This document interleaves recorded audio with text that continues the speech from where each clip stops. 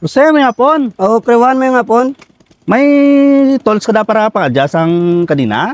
Miyari ko day, anon mau, mapakayo ka? Ipa, jasang ko na tanakong kadina o kay Dulaboy na gito. Sige pong kuta na yun.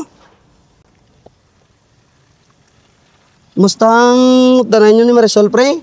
Okay mo na. Pero ito, ugtas naman to sa bill na mo na. Taas naman mong bill sa mga bula, no?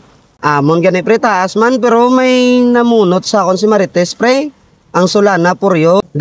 Baton sila DIY installation. Tibase, may inquire kami to. Di ba si mahal na galing magpatakod ng solar? Barato, makunong, pre, guys, man sila. Makagto, ito kani sunod. Kamuya, plano nyo? Magutong lang si Marisol kung masugot na sa solar na. Kaya kung sige ako lang, doon natamad ko na sa amo na yan. Sige, pre, munoon talang ka kung nakapa-install na kami, Oo, yan, bala lang ko ba kay magutongan na si Marisol kung masugot sa kay mo na ng kabalo na yan sa mga installation na yan sa solar na yan.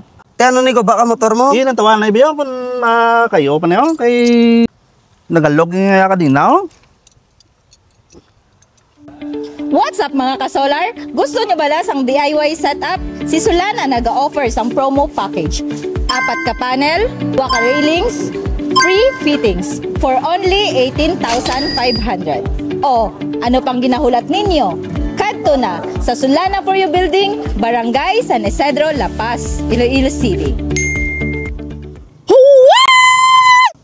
Hoy, wanari ka naman dire. Nagpakayo ka na naman sa imo nga motor?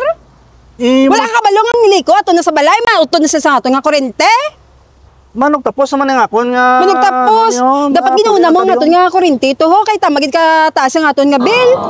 Ay, amot si mo kawan na katama. Gisi mo mangita solusyon kung paano panubos ang ato nga bill, Ipos na lang, tapuso na lang niyo kay malakat at yon. Solana For You.